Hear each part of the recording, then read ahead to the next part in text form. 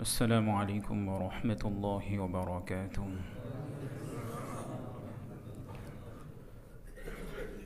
الحمد لله نحمده ونستعينه ونستغفره ونؤمن به ونتوكل عليه ونعوذ بالله من شرور أنفسنا ومن سيئات أعمالنا. من يهده الله فلا مضل له ومن يضلله فلا هادي له، ونشهد أن لا إله إلا الله وحده لا شريك له، ونشهد أن سيدنا وسندنا ومولانا محمدًا عبده ورسوله صلى الله تعالى عليه وعلى آله وأصحابه وبارك وسلم تسليما كثيرا. أما بعد، فأعوذ بالله من الشيطان الرجيم. بسم الله الرحمن الرحيم. إن الله يأمركم أن تودوا الأمانات إلى أهلها وإذا حكمتم بين الناس أن تحكموا بالعدل. إن الله نعما يعظكم به، إن الله كان سميعا بصيرا. وعن أبي هريرة رضي الله تعالى عنه قال: أن رسول الله صلى الله عليه وسلم قال: آية المنافق ثلاث: إذا حدث كذب، وإذا وعد أخلف، وإذا اؤتمن خان، أو كما قال عليه الصلاة والسلام.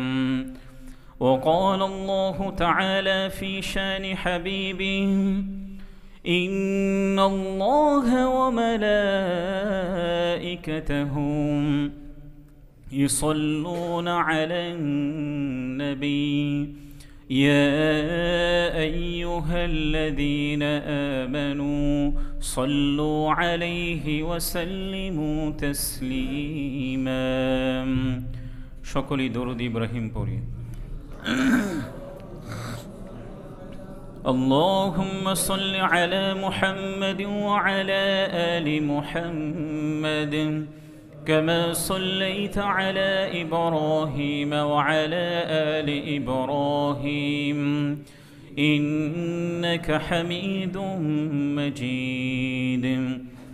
اللهم بارك على محمد وعلى آل محمد كما باركت على إبراهيم وعلى آل إبراهيم إنك حميد مجيد.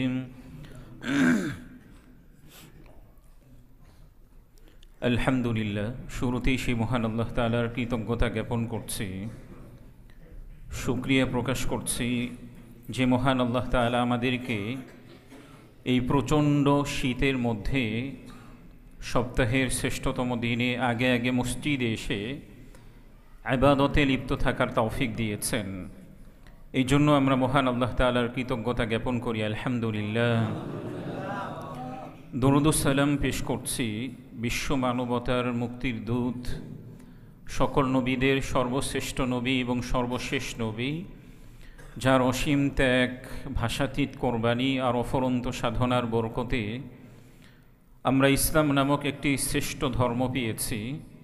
এই জন্য সেই প্রিয়তম ব্যক্তির প্রতি দরুদ পড়ি সাল্লাল্লাহু আলাইহি ওয়াসাল্লাম।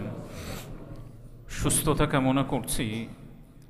যারা অসুস্থ থাকা সত্ত্বেও মসজিদে এসেছেন কিংবা মসজিদে আসার প্রচণ্ড ইচ্ছে ছিল, অসুস্থতার কারণে বাসায় কিংবা হসপিটালে শায়িত আছেন, আল্লাহ রব্বুল আলামিন যেন সকলকে পরিপূর্ণ সুস্থতা দান করেন। মাগফিরাত কামনা করছি। আমাদের যে সকল মরহুম আত্মীয় স্বজন পরপারে পাড়ি জমিয়েছেন, বিশেষ করে আমাদের শ্রদ্ধাভাজন মা বাবা যারা আল্লাহ তাআলার সান্নিধ্যে চলে গেছেন, আল্লাহ রব্বুল আলামিন যেন সকলকে জান্নাতের সর্বোচ্চ মর্যাদা দান করেন।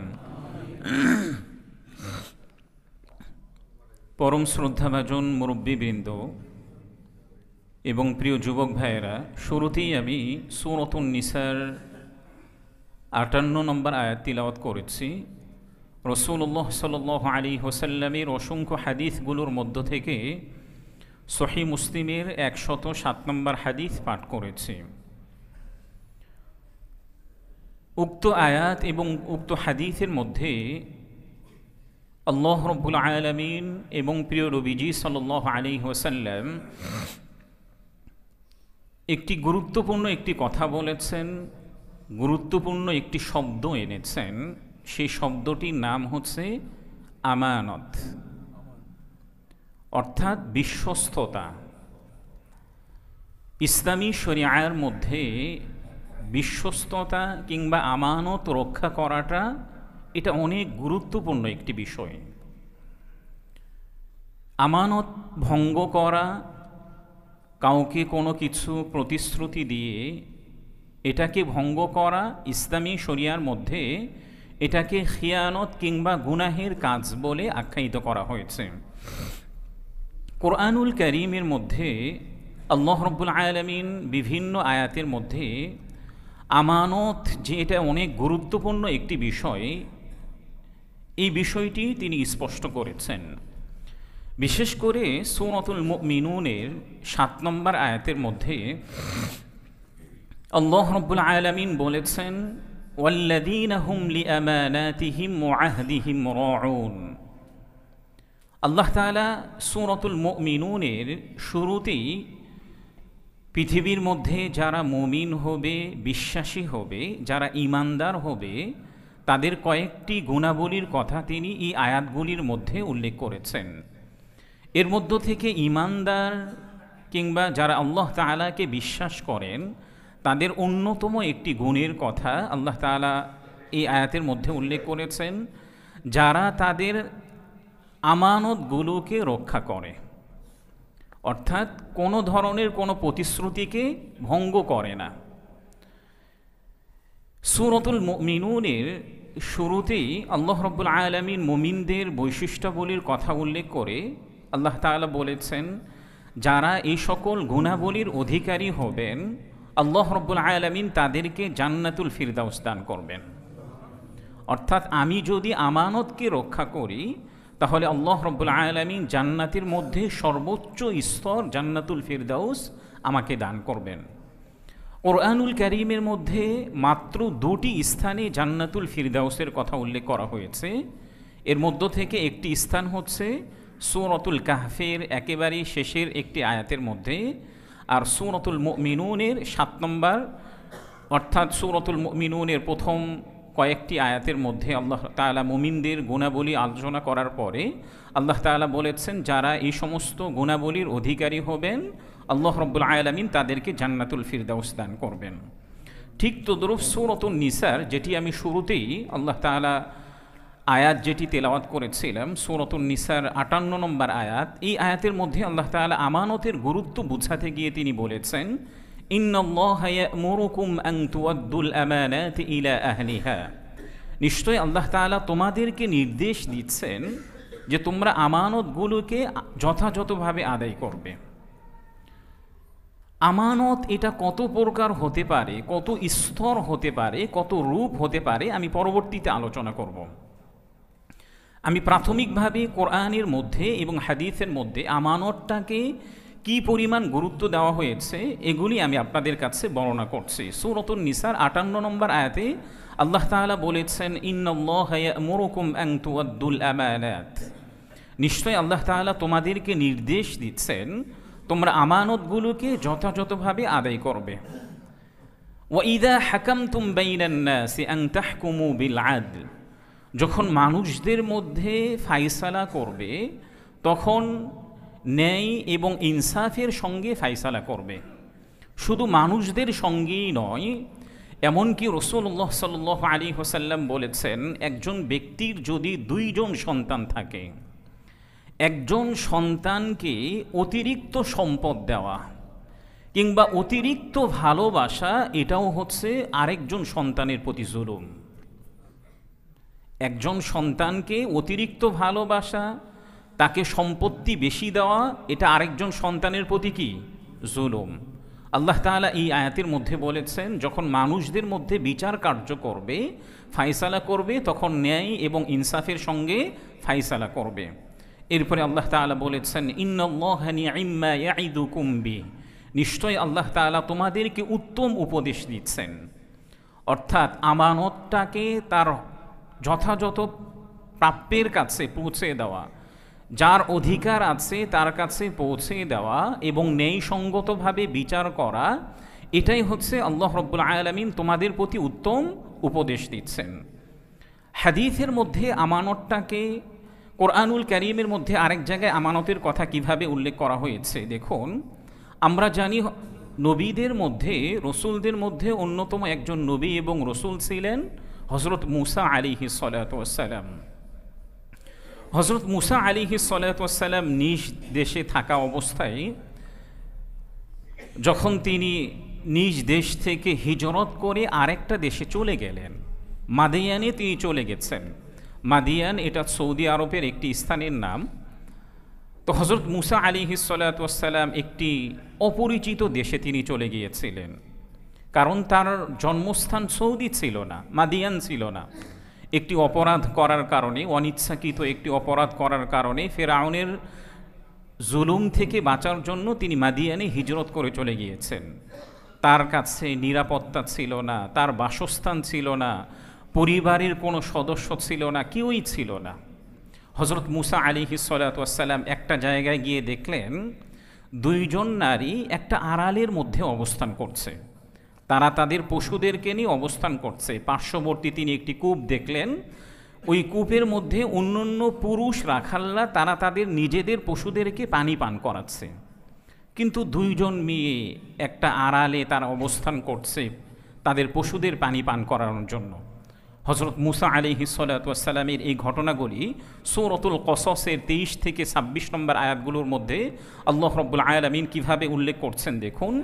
ওয়ালাম্মা ওয়ারাদা মাআ মাদিয়ানা ওয়াজাদা আলাইহি উম্মাতাম মিনান নাসি ইয়াসকুন, হযরত মূসা আলাইহিস সালাতু ওয়াস সালাম যখন একটি কূপের স্থানে গেলেন, সেখানে দেখলেন একটা সম্প্রদায়, মানুষদের মধ্য থেকে একটা সম্প্রদায় তারা তাদের নিজেদের পশুদেরকে পানি পান করাচ্ছে।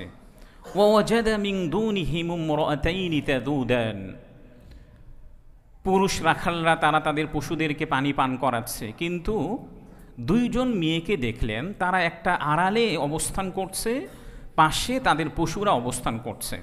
হযরত মূসা আলাইহিস সালাতু ওয়াস সালাম ওই মেয়েদের কাছে গিয়ে বললেন, ক্বালা মা খাতুবুকুমা, কি ব্যাপার, তোমরা এখানে অপেক্ষা করছো কেন?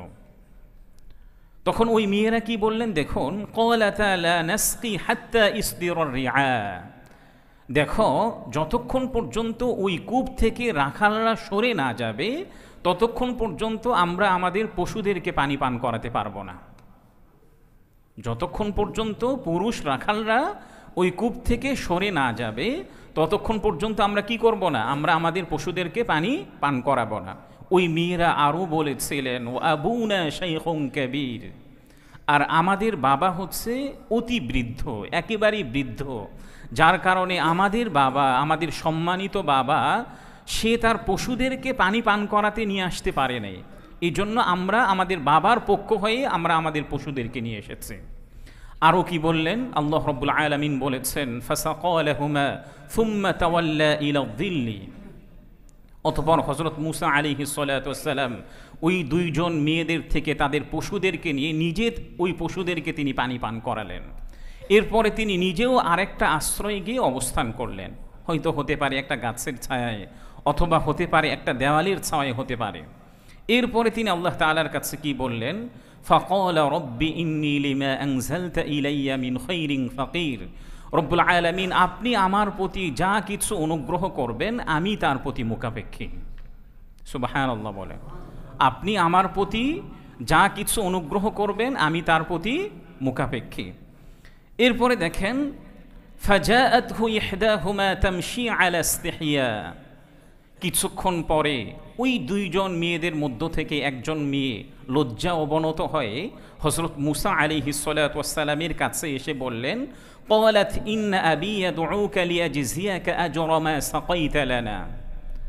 আপনি যে আমাদের পশুদেরকে পানি পান করিয়েছেন, আমার বাবা এটার প্রতিদান দেওয়ার জন্য আপনাকে ডেকেছেন। ওই দুইজন মেয়েদের মধ্য থেকে একজন হযরত মুসা আলাইহিস সালাতু ওয়াস সালাম লজ্জা অবনত হয়ে, ওই মেয়েদের মধ্য থেকে একজন লজ্জা অবনত হয়ে হযরত মুসা আলাইহিস সালাতু ওয়াস সালামের কাছে এসেছেন। আসার পরে বললেন, আপনি যে আমাদের পশুদেরকে পানি পান করিয়েছেন এটার প্রতিদান দেওয়ার জন্য আমাদের বাবা আপনাকে ডেকেছেন। হযরত মুসা আলাইহিস সালাতু ওয়াস সালাম তাদের বাবাদের কাছে গিয়ে তার সম্পূর্ণ বৃত্তান্ত তিনি ঘটনাগুলি শুনিয়ে দিলেন। কোরআনুল কারীমের মধ্যে উল্লেখ করা হয়েছে, ফালাম্মা জাআহু ওয়াকাসসা আলাইহিল কসস। হযরত মুসা আলাইহিস সালাতু ওয়াস সালামের সঙ্গে যা কিছু হয়েছে সব কিছু তিনি বিস্তারিত ওই বৃদ্ধকে তিনি শুনিয়ে দিলেন। ওই বৃদ্ধ হযরত মুসা আলাইহিস সালাতু ওয়াস সালামকে সান্ত্বনা দিতে গিয়ে বলেছেন, ক্বালা লা তাখাফ, তুমি ভয় পেও না, চিন্তিত হয়ো না, নাজাউতা মিনাল কওমিয যালিমিন, তুমি জালেম সম্প্রদায় থেকে মুক্তি পেয়েছো, তুমি জালেম সম্প্রদায় থেকে মুক্তি পেয়েছো। এরপরে ওই মেয়েদের মধ্য থেকে আরেকজন মেয়ে বললেন, ক্বালাত ইহদাহুমা ইয়া আবাতি ইস্তাজির। হে আমার সম্মানিত বাবা, আপনি এই পুরুষকে আপনার কর্মচারী হিসাবে নিয়োগ দিয়ে দিন। আপনি আপনার কর্মচারী হিসাবে নিয়োগ দিয়ে দিন। কেন কর্মচারী হিসাবে নিয়োগ দিবেন? স্বাভাবিকভাবে আমাদের সোসাইটিতে একজন কর্মচারী হিসাবে আমাদের বাসায় কাউকে নিযুক্ত করতে গেলে আমরা তার মধ্যে দুটি গুণ দেখি। এর মধ্য থেকে একটা গুণ হচ্ছে সে বিশ্বস্ত কিনা, আরেকটা গুণ হচ্ছে আমার বাসায় কিংবা আমার অফিসে কিংবা আমার ফ্যাক্টরিতে যে সে কাজটি করবে এই কাজের সে শক্তিশালী কিনা, সে স্ট্রং কিনা। ওই মেয়ে এই দুটি কথাই বললেন। আপনি তাকে এই জন্যই কর্মচারী হিসাবে নিযুক্ত করবেন যে আমি এই যুবকের মধ্যে দুটি গুণ দেখেছি। এর মধ্য থেকে একটি গুণ হচ্ছে সে শক্তিশালী, আরেকটি গুণ হচ্ছে সে বিশ্বস্ত। সুবহানাল্লাহ। ওই বৃদ্ধ কে ছিলেন? হযরত শুআয়ব আলাইহিস সালাতু ওয়াস সালাম। তিনি আল্লাহ রাব্বুল আলামিনের আরেকজন নবী ছিলেন। দীর্ঘ ঘটনা, যে কথাটি আমি বলছিলাম, যেহেতু আজকের আমার আলোচনার বিষয়বস্তুই হচ্ছে আমানত সম্পর্কে, তো হযরত শুআয়ব আলাইহিস সালাতু ওয়াস সালামের দুইজন কন্যাদের মধ্য থেকে একজন কন্যা যখন হযরত মুসা আলাইহিস সালাতু ওয়াস সালামের গুণাবলী সম্পর্কে তার পিতার কাছে বর্ণনা করলেন যে এই যুবকের মধ্যে দুইটি গুণাবলী আমি দেখেছি, এর মধ্য থেকে একটি অন্যতম গুণ হচ্ছে সে শক্তিশালী, আরেকটি গুণ হচ্ছে সে বিশ্বস্ত। বিশ্বস্ত এই মেয়েটি কিভাবে বুঝেছিল? তাফসীর ইবনে কাসীরের মধ্যে উল্লেখ করা হয়েছে, হযরত মুসা আলাইহিস সালাতু ওয়াস সালামকে যখন হযরত শুআয়ব আলাইহিস সালাতু ওয়াস সালামের মেয়েরা ডেকে তার ঘরের দিকে নিয়ে যাচ্ছিলেন, তখন হযরত মুসা আলাইহিস সালাতু ওয়াস সালাম পিছনে না গিয়ে বরং সামনে সামনে ছিলেন। কারণ কেন তিনি সামনে গিয়েছেন? যদি মেয়েরা সামনে থাকে আর একজন পুরুষ যদি পিছনে থাকে, তাহলে মেয়েদের শারীরিক অবকাঠামো এটা পরিপূর্ণভাবে পিছন থেকে দেখা যাবে। হযরত মুসা আলাইহিস সালাতু ওয়াস সালাম ওই মেয়েদেরকে বলেছিলেন, তোমরা আমার পিছনে থাকো আর আমি তোমাদের সামনে সামনে অগ্রসর হব। এই বিষয়টি মেয়েরা অনুভব করতে পেরেছিলেন, উপলব্ধি করতে পেরেছিলেন যে এই যুবক ব্যক্তিটি একজন বিশ্বস্ত যুবক। হযরত মুসা আলাইহিস সালাতু ওয়াস সালাম এর পূর্বে দেখেন, যখন তিনি ওই মেয়েদের পশুদেরকে পানি পান করিয়েছিলেন, একটা ছায়ায় গিয়ে তিনি আশ্রয় গ্রহণ করে আল্লাহ তাআলার কাছে দোয়া করেছিলেন, রব্বি ইন্নী লিমা আনজালতা ইলাইয়া মিন খাইরিন ফাকির। রব্বুল আলামিন, আপনি আমার প্রতি যা কিছু অনুগ্রহ করবেন আমি তার প্রতি মুখাপেক্ষী। কত চমৎকার এবং অদ্ভুত একটি দোয়া দেখেন। হযরত মুসা আলাইহিস সালাতু ওয়াস সালাম যখন দোয়া করেছিলেন, দোয়ার সঙ্গে তিনি এই কথাটা মিক্স করেন নাই, হে আল্লাহ, আমি যে এই মুহূর্তে দুইজন নারীদের পশুদেরকে পানি পান করিয়েছি, এর বিনিময়ে আপনি আমাকে অনুগ্রহ করেন। এই দোয়াটি করেছিলেন? বরং তিনি আল্লাহ তাআলার কাছে দোয়া করেছিলেন, রব্বুল আলামিন, আপনি আমার প্রতি যা কিছু অনুগ্রহ করবেন তার প্রতি আমি মুখাপেক্ষী। এই দোয়ার মধ্যে তিনি তার নিজের কোনো সৎ এবং কল্যাণমূলক কোনো কাজকে তিনি সম্পৃক্ত করেন নাই। আল্লাহ তাআলা কোরআনুল কারীমের মধ্যে জায়গায় জায়গায় বিভিন্ন নবী রাসূলদের দোয়াগুলোকে কোরআনুল কারীমের মধ্যে উল্লেখ করেছেন। এখান থেকে আমাদের জন্য শিক্ষণীয়। মুফাসসিরিনে কেরামগণ বলেছেন, হযরত মুসা আলাইহিস সালাতু ওয়াস সালাম এই যে দোয়া করেছিলেন, রব্বুল আলামিন, আপনি আমার প্রতি যা কিছু অনুগ্রহ করবেন আমি তার প্রতি মুখাপেক্ষী, এই দোয়া করার কারণে হযরত মুসা আলাইহিস সালাতু ওয়াস সালাম কি পেয়েছিলেন? তিনি নিরাপত্তা পেয়েছিলেন। 2 নম্বর কি পেয়েছিলেন? তিনি বাসস্থান পেয়েছিলেন। 3 নম্বর কি পেয়েছিলেন? একজন নারীকে, একজন সুদর্শনা এবং সতীসাধী নারীকে আল্লাহ তাআলা তাকে বিবাহ দিয়ে দিয়েছিলেন। এই জন্য উলামায়ে কেরামগণ বলেন, যাদের কোনো নিরাপত্তা নাই, যাদের কোনো বাসস্থান নাই, যাদের বিবাহ হচ্ছে না, যদি কোনো ব্যক্তি হযরত মুসা আলাইহিস সালাতু ওয়াস সালামের শিখানো দোয়া, যেটি কোরআনের মধ্যে বর্ণিত আছে, এই দোয়াটি যদি কোনো যুবক, কোনো তরুণ, কোনো বৃদ্ধ প্রতিনিয়ত পড়তে থাকে, আল্লাহ রাব্বুল আলামিন তাকেও এই 3টি কল্যাণে ভূষিত করবেন। এই জন্য আমাদেরও বেশি বেশি পড়া দরকার, রব্বি ইন্নী লিমা আনজালতা ইলাইয়া মিন খাইরিন ফাকির। দেখেন হাদিসের মধ্যে আমানতটাকে কিভাবে গুরুত্ব দেওয়া হয়েছে।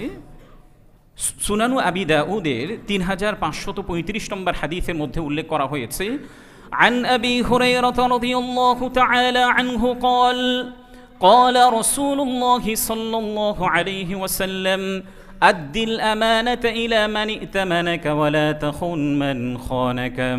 হযরত আবু হুরায়রা রাদিয়াল্লাহু তাআলা আনহু থেকে বর্ণিত, রাসূলুল্লাহ সাল্লাল্লাহু আলাইহি ওয়াসাল্লাম বলেছেন, যে তোমার সঙ্গে আমানত রক্ষা করে তার সঙ্গে তুমিও আমানত রক্ষা করবে, আর যে তোমার সঙ্গে খিয়ানত করবে তার সঙ্গে তুমি খিয়ানত করবে না। এই হাদিসের মধ্যেও প্রিয় নবীজি সাল্লাল্লাহু আলাইহি ওয়াসাল্লাম আমানতটাকে যথাযথভাবে আদায় করার জন্য নির্দেশ দিয়েছেন। পাশাপাশি আরেকটি কথা বলেছেন, আমার সঙ্গে কেউ বিশ্বাসঘাতকতা করেছে কিংবা কারো কাছে আমি কোনো কিছু আমানত রেখেছিলাম, সে আমার সঙ্গে আমানতটাকে খিয়ানত করেছে, এই জন্য আমিও যে তার সঙ্গে বিশ্বাসঘাতকতা করব, এটা নবীজি সাল্লাল্লাহু আলাইহি ওয়াসাল্লাম নিষেধ করেছেন। হয়তো সে বিশ্বাসঘাতকতা করেছে, এই জন্য সে কি হবে? গুনাহগার হবে, কিন্তু আমি তার সঙ্গে বিশ্বাসঘাতকতা করে গুনাহগার হতে পারি না। সহিহ মুসলিমের 107 নম্বর হাদিসের মধ্যেও প্রিয় নবীজি সাল্লাল্লাহু আলাইহি ওয়াসাল্লাম বলেছেন, আন আবি হুরায়রা রাদিয়াল্লাহু তাআলা আনহু قال قال رسول الله صلى الله عليه وسلم آية المنافق 3 إذا حدث كذب وإذا وعد أخلف وإذا اؤتمن خان। প্রিয় নবীজি সাল্লাল্লাহু আলাইহি ওয়াসাল্লাম এই হাদিসের মধ্যে 3টি জিনিসকে মুনাফিকের নিদর্শন বলে তিনি উল্লেখ করেছেন। এর মধ্য থেকে 1 নম্বর অন্যতম নিদর্শন হচ্ছে, যখন একজন ব্যক্তি কোনো কথা বলে সে তখন মিথ্যা কথা বলে। 2 নম্বর মুনাফিকের গুণাবলী হচ্ছে ওয়াইদা ওয়াআদা আখলাফা, যখন তার কাছে কোনো আমানত রাখা হয়, প্রতিশ্রুতি দেওয়া হয়, তখন সে আমানতকে ভঙ্গ করে, প্রতিশ্রুতিকে ভঙ্গ করে। ওয়াইদা তুমিনা খানা, আর যখন তার কাছে কোনো আমানত রাখা হয় সে তখন ওই আমানতকে ভঙ্গ করে। এই হাদিসের মধ্যেও প্রিয় নবীজি সাল্লাল্লাহু আলাইহি ওয়াসাল্লাম আমানতের গুরুত্ব দিতে গিয়ে বলেছেন যে মুনাফিকের 3টি নিদর্শন, এর মধ্য থেকে অন্যতম নিদর্শন হচ্ছে, একজন ব্যক্তির কাছে কোনো কিছু আমানত রাখা হয়, ওই আমানতটাকে সে ভালোভাবে রক্ষা করে না, বরং এই আমানতটাকে ভঙ্গ করে। নবীজি সাল্লাল্লাহু আলাইহি ওয়াসাল্লাম কেমন বিশ্বস্ত ব্যক্তি ছিলেন, আমানতদার ছিলেন। দেখুন, নবীজি সাল্লাল্লাহু আলাইহি ওয়াসাল্লাম তরুণ বয়স থেকে পুরো মক্কাবাসীদের কাছে তিনি একজন আমানতদার এবং বিশ্বস্ত ব্যক্তি হিসাবে সমাজের প্রতিটি স্তরের মাঝে পরিচিত ছিলেন। এটা আমাদের সকলের কাছে জানা। এমনকি নবীজি সাল্লাল্লাহু আলাইহি ওয়াসাল্লাম মক্কাতে 13 বছর অবস্থান করেছেন। মক্কাতে 13 বছর অবস্থান করার পরে যখন তিনি মক্কা থেকে মদিনাতে হিজরত করে যাবেন, ওই সময় পর্যন্ত মক্কার অনেক কাফের এবং মুশরিকদের অনেক সম্পত্তি, অনেক ধন দৌলত নবীজি সাল্লাল্লাহু আলাইহি ওয়াসাল্লামের কাছে আমানত হিসাবে রাখা হয়েছিল। নবীজি সাল্লাল্লাহু আলাইহি ওয়াসাল্লাম ইচ্ছে করলে পারতেন না যে মক্কার কাফের এবং মুশরিকরা আমাকে হত্যা করার জন্য সবাই উদ্যত হয়েছে, তাদের যত সম্পদ আছে আমি সমস্ত সম্পদগুলোকে নিয়ে মদিনাতে চলে যাব। নবীজি সাল্লাল্লাহু আলাইহি ওয়াসাল্লাম এত বড় আমানতদার ছিলেন, এত বিশ্বস্ত ছিলেন, মক্কার কাফের এবং মুশরিকরা তাকে হত্যা করার জন্য উদ্যত হয়েছে, তার বাড়ির চতুর্দিকে তাকে ঘিরে রেখেছিল। এতটা সত্ত্বেও মক্কার কাফের এবং মুশরিকদের আমানতগুলোকে পৌঁছানোর জন্য তার স্থানে হযরত আলী রাদিয়াল্লাহু তাআলা আনহুকে শুয়ে রেখে দিয়েছিলেন। কেন রেখেছিলেন? যেন আমি মদিনাতে পৌঁছার পর মক্কার কাফের এবং মুশরিকরা যখন তোমাকে পাকড়াও করবে, তোমাকে গ্রেফতার করবে, তুমি যেন আমার কাছে যে সকল আমানতগুলি ছিল এই আমানতগুলি মক্কার কাফের এবং মুশরিকদের কাছে পৌঁছে দিতে পারো। নবীজি সাল্লাল্লাহু আলাইহি ওয়াসাল্লাম এমন একটা ভয়াবহ সিচুয়েশনেও তিনি আমানতগুলোকে পৌঁছে দেওয়ার জন্য যথাসাধ্য চেষ্টা করেছেন, এবং এই জন্য তিনি আলী রাদিয়াল্লাহু তাআলা আনহুর কাছে মক্কার সকল কাফের মুশরিকদের আমানতগুলি তার কাছে পৌঁছে দিয়েছিলেন। খাইবার যুদ্ধ, হাদিসের মধ্যে উল্লেখ করা হয়েছে খাইবার যুদ্ধ একটি ভয়াবহ যুদ্ধ। নবীজি সাল্লাল্লাহু আলাইহি ওয়াসাল্লাম এবং মদিনার ইহুদিদের মধ্যে যুদ্ধটি সংঘটিত হয়েছিল। নবীজি সাল্লাল্লাহু আলাইহি ওয়াসাল্লাম যুদ্ধের ময়দানে ছিলেন, এমত অবস্থায় একজন রাখাল সাহাবায়ে কেরাম রাদিয়াল্লাহু তাআলা আনহুমদের সান্নিধ্যে আসলেন। সাহাবায়ে কেরাম রাদিয়াল্লাহু তাআলা আনহুম ওই রাখালকে গ্রেফতার করলেন। গ্রেফতার করার পরে ওই রাখাল সাহাবীদেরকে জিজ্ঞাসা করলেন, তোমাদের মধ্যে বাদশা কে? সাহাবায়ে কেরাম রাদিয়াল্লাহু তাআলা আনহুম বললেন যে আমাদের তো কোনো বাদশা নেই, আমাদের একজন নবী এবং রসুল আছেন। ওই রাখাল আবারও সাহাবীদেরকে জিজ্ঞাসা করলেন, তোমাদের নবী এবং রসুলের বাসাটা কোথায়, বাড়িটা কোথায়, এবং তার প্রাসাদটা কেমন? সাহাবায়ে কেরাম রাদিয়াল্লাহু তাআলা আনহুম বললেন, আমাদের যেমন বাড়ি, আমাদের নবী এবং রসুলেরও সেরকম বাড়ি। ওই রাখাল আবারও জিজ্ঞাসা করলেন যে দেখো কি হয়েছে, তোমাদের মধ্যে কি অবস্থা এখন চলছে? তখন সাহাবায়ে কেরাম রাদিয়াল্লাহু তাআলা আনহুম তাকে বললেন যে আমরা মদিনার ইহুদিদের সঙ্গে যুদ্ধে লিপ্ত হয়েছে, এই জন্য তোমাকে আমরা গ্রেফতার করেছি। এখন তুমি যদি ইসলাম গ্রহণ না করো তাহলে আমরা তোমাকে বন্দী করে ফেলব। ওই রাখাল সাহাবীদেরকে জিজ্ঞাসা করার পরে ওই রাখাল সাহাবীদেরকে বললেন, তোমাদের নবী রসুলদের কাছে আমাকে নিয়ে যাও। নবীজির কাছে ওই রাখালকে আনার পরে ওই রাখাল নবীজিকে জিজ্ঞাসা করলেন, আমি যদি ইসলামের পথে ফিরে আসি তাহলে আমার কি মর্যাদা হবে? আমাকে কি তোমরা আলিঙ্গন করবে? কারণ আমি হচ্ছে নিগ্রো, আমার শরীর থেকে দুর্গন্ধ বের হয়। নবীজি সাল্লাল্লাহু আলাইহি ওয়াসাল্লাম তাকে বললেন যে দেখো, তুমি যদি ইসলামের ছায়াতলে আসো তাহলে সকল সাহাবায়ে কেরামগণ এবং আমি নিজে তোমার সঙ্গে আলিঙ্গন করব। ওই রাখাল ইসলাম গ্রহণ করার পরে নবীজি সাল্লাল্লাহু আলাইহি ওয়াসাল্লামের সেই সময়ের এমন একটা সিচুয়েশন ছিল, নামাজেরও টাইম হয় নাই, যাকাত দেওয়ার সামর্থ্য তার নেই, হজ করার সময় এখন নয়। নবীজি সাল্লাল্লাহু আলাইহি ওয়াসাল্লাম তাকে বললেন যে দেখো, এখন তো কোনো ইবাদতের মৌসুম না, নামাজেরও টাইম হয় নাই, এমত অবস্থায় একটা গুরুত্বপূর্ণ ইবাদত আছে, সেটি হচ্ছে আমরা মদিনার ইহুদিদের সঙ্গে জিহাদে লিপ্ত হয়েছি। তুমি যদি জিহাদে লিপ্ত হও তাহলে আল্লাহ তাআলার পক্ষ থেকে অনেক পুরস্কৃত হবে। ওই রাখাল বললেন, আমি যদি জিহাদের মধ্যে অংশগ্রহণ করি হতে পারে আমি মারা যাব, মারা যাওয়ার পরে আমার এই দুর্গন্ধ চেহারা আল্লাহ তাআলা কি করবেন? নবীজি সাল্লাল্লাহু আলাইহি ওয়াসাল্লাম বললেন যে দেখো, তুমি যদি জিহাদের ময়দানে মারা যাও তাহলে আল্লাহ রাব্বুল আলামিন তোমার দুর্গন্ধ চেহারা সুগন্ধিতে পরিণত করে দিবেন। একটা পর্যায়ে ওই রাখাল, নিগ্রো রাখাল, যে দেখতে একেবারে কালো কুৎসিত, সে জিহাদের মধ্যে অংশগ্রহণ করেছে।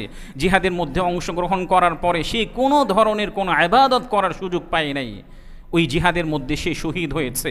সাহাবায়ে কেরাম রাদিয়াল্লাহু তাআলা আনহুম তার লাশ চিনতে পারছিলেন না। নবীজি সাল্লাল্লাহু আলাইহি ওয়াসাল্লাম তার লাশ দেখে চিনতে পেরেছিলেন না, এর আগে যে আরেকটি গুরুত্বপূর্ণ কথা, জিহাদে অংশগ্রহণ করার পরে নবীজি সাল্লাল্লাহু আলাইহি ওয়াসাল্লাম তাকে আরেকটি কথা বলেছিলেন যে দেখো, মদিনার ইহুদিদের যে পশুগুলি তোমার কাছে আছে, তুমি যেহেতু রাকাল, তাদের কাছে এই পশুগুলি তুমি পৌঁছাইয়ে দাও। এটাই হচ্ছে মূল টপিক আজকের।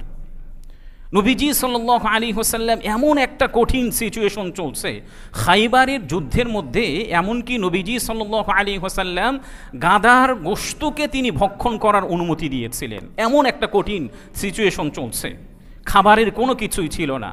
এমতো অবস্থায় নবীজি সাল্লাল্লাহু আলাইহি ওয়াসাল্লাম ইচ্ছে করলে পারতেন ওই রাখাল ইসলাম গ্রহণ করার পরে মদিনার যে সকল মুনাফিকরা আছে, ইহুদিরা আছে, তাদের যত পশু পাখি ওই রাখালের কাছে আছে, নবীজি ইচ্ছে করলে পারতেন সমস্ত পশু পাখি তার কাছে রেখে দিতে। কিন্তু নবীজি সাল্লাল্লাহু আলাইহি ওয়াসাল্লাম এই আমানতগুলোকে যথাযথভাবে পৌঁছে দেওয়ার জন্য ওই রাখালকে বলেছিলেন যে তোমার কাছে যতগুলি পশু আছে সবগুলো পশু মদিনার ইহুদিদের কাছে পৌঁছে দাও। একটা পর্যায়ে ওই রাখাল জিহাদে অংশগ্রহণ করার পরে তিনি যখন শহীদ হলেন, নবীজি সাল্লাল্লাহু আলাইহি ওয়াসাল্লাম তাকে বললেন যে এই রাখাল এমন একটি রাখাল, সে জীবনে কখনোই কোনো দিন একটা সিজদা দেওয়ার সুযোগ হয় নাই, জীবনে কখনোই কোনো দিন জাকাত দেওয়ার সুযোগ হয় নাই, জীবনে কখনো কোনো দিন আল্লাহ তাআলার কোনো ইবাদত করার সুযোগ হয় নাই, শুধুমাত্র জিহাদে অংশগ্রহণ করে সে শহীদ হয়েছে। এই জন্য আল্লাহ রাব্বুল আলামিন তাকে জান্নাতুল ফিরদাউস দিয়েছেন। এই জন্য প্রিয় ভাইয়ারা, এই ঘটনা থেকে অন্যতম একটি শিক্ষণীয় বিষয় হচ্ছে, একটা কঠিন সিচুয়েশন নবীজি সাল্লাল্লাহু আলাইহি ওয়াসাল্লামের কাছে এসেছে। নবীজি সাল্লাল্লাহু আলাইহি ওয়াসাল্লাম ওই সময় পর্যন্ত আমানতগুলোকে যথাযথ হকদারের কাছে পৌঁছে দেওয়ার জন্য তিনি নির্দেশনা দিয়েছেন। আল্লাহ তাআলা আমাদেরকে দেহ দিয়েছেন, আমাদের প্রত্যেকটা অঙ্গ প্রত্যঙ্গ দেখার জন্য দৃষ্টিশক্তি দিয়েছেন, শোনার জন্য শ্রবণ শক্তি দিয়েছেন, একটা জিনিস স্বাদ নেওয়ার জন্য আমাদের জিহ্বা দিয়েছেন, খাবার খাওয়ার জন্য মুখ দিয়েছেন। এগুলি কি আমাদের নিজেদের নাকি আল্লাহ প্রদত্ত? এগুলো নেওয়ার জন্য কখনোই আল্লাহ তাআলার কাছে আমরা দরখাস্ত করি নাই, আবেদন করি নাই। এই জন্য আমাদের যত দেহ অঙ্গ প্রত্যঙ্গগুলি আছে সব কিছু কার আমানত বলেন? আল্লাহ রাব্বুল আলামিনের পক্ষ থেকে আমানত। এই জন্যই আল্লাহ তাআলা আত্মহত্যা করাকে হারাম সাব্যস্ত করেছেন। এই জন্য আল্লাহ তাআলা কি করেছেন? সুসাইড করাকে হারাম সাব্যস্ত করেছেন। কারণ এই দেহের মধ্যে যতগুলো অঙ্গ প্রত্যঙ্গ, স্বয়ং আমার শরীরটাও আমার নিজের সৃষ্টি করা নয়, বরং কার পক্ষ থেকে দেওয়া? আল্লাহ তাআলার পক্ষ থেকে। এছাড়া আত্মহত্যাকে নিষিদ্ধ করেছেন। সূরাতুন নিসার 29 নম্বর আয়াতের মধ্যে আল্লাহ তাআলা ঘোষণা করেছেন, ওয়ালা তাকতুলু আনফুসাকুম, তোমরা নিজেদেরকে হত্যা করো না। কিয়ামতের আলামত সম্পর্কে একটা হাদিসের মধ্যে উল্লেখ করা হয়েছে, যেটি সহিহ বুখারীর 590 নম্বর হাদিসের মধ্যে উল্লেখ করা হয়েছে। হাদিসটি বর্ণনা করেছেন হযরত আবু হুরায়রা রাদিয়াল্লাহু তাআলা আনহু। তিনি বলেন, আন আবি হুরায়রা রাদিয়াল্লাহু তাআলা আনহু قال جاء عربي إلى النبي صلى الله عليه وسلم। হযরত আবু হুরায়রা রাদিয়াল্লাহু তাআলা আনহু থেকে বর্ণিত, তিনি বলেন, একবার আমরা নবীজি সাল্লাল্লাহু আলাইহি ওয়াসাল্লামের মজলিসে বসা ছিলাম। নবীজি সাল্লাল্লাহু আলাইহি ওয়াসাল্লাম গুরুত্বপূর্ণ কিছু কথা আমাদেরকে তিনি বলছিলেন।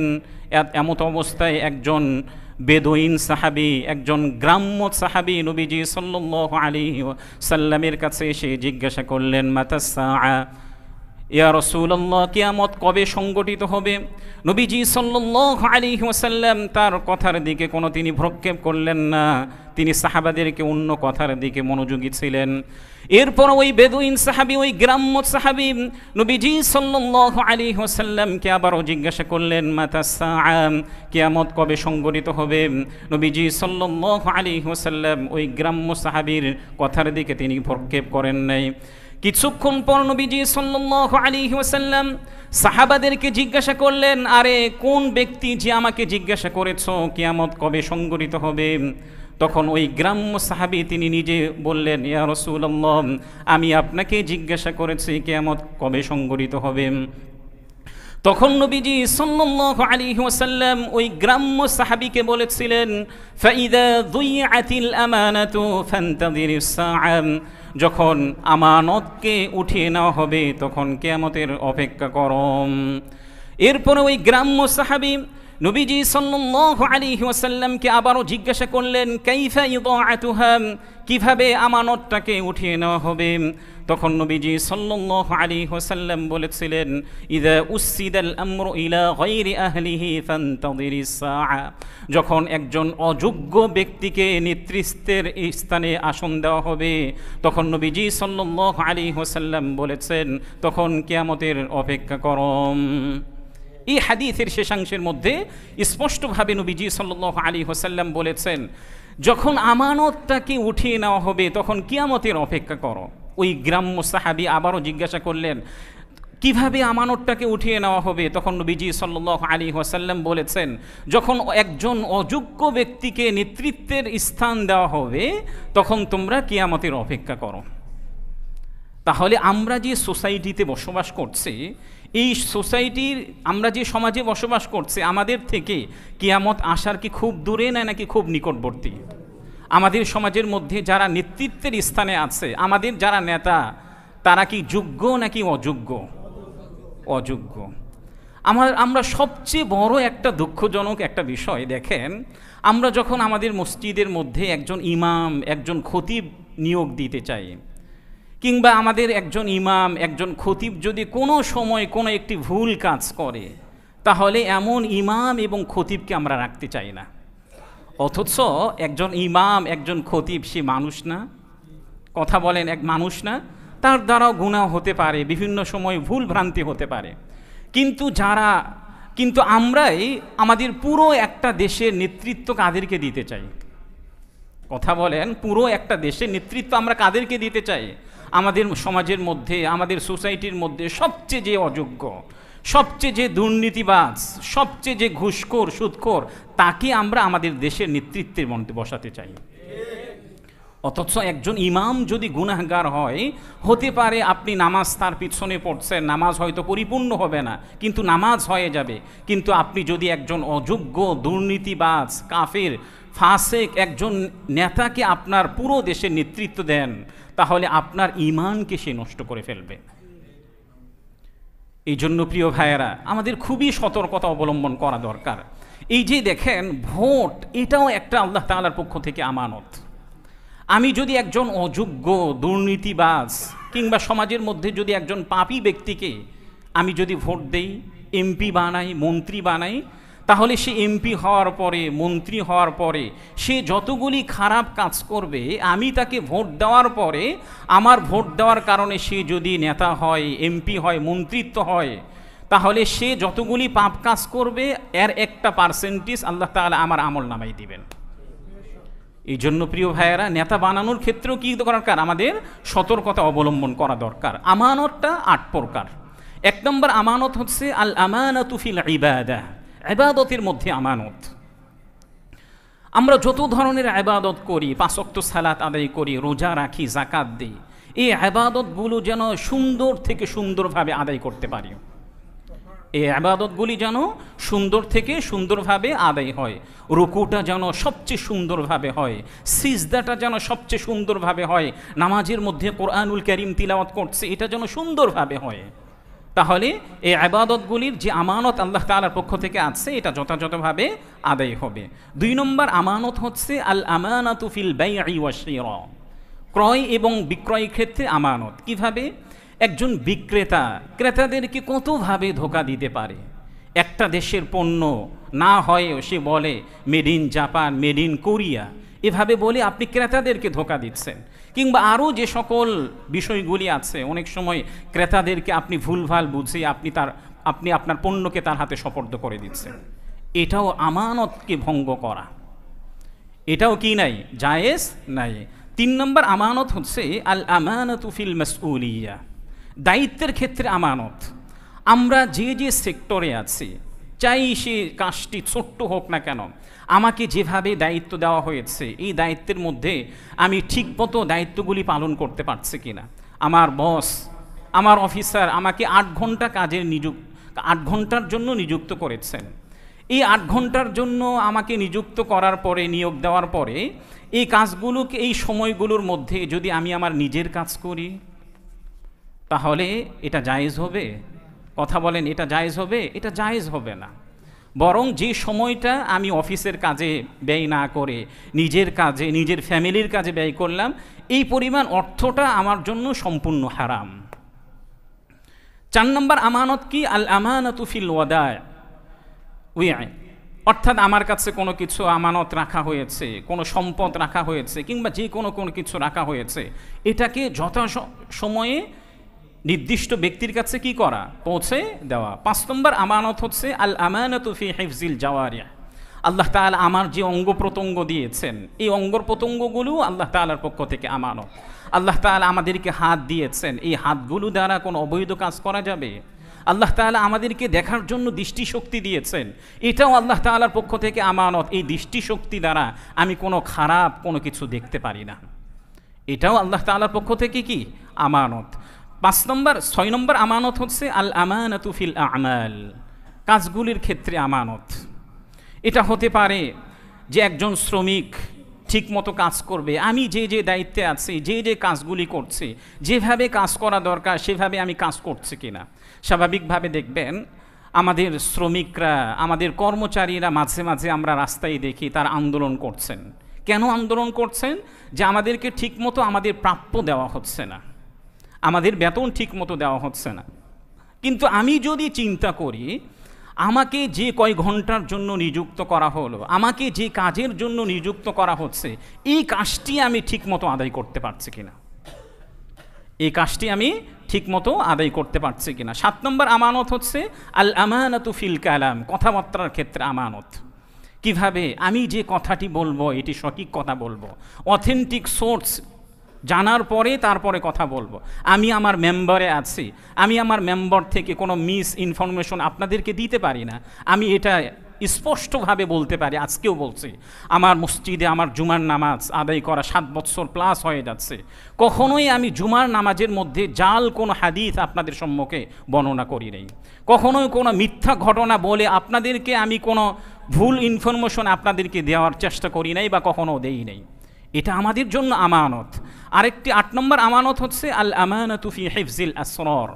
2 জন ব্যক্তি কথাবার্তা বলছেন, 2 জন ব্যক্তি কথাবার্তা বলার পরে একজন ব্যক্তি আরেকজনের কাছে গিয়ে ওই কথাবার্তাগুলি বলে দেয়।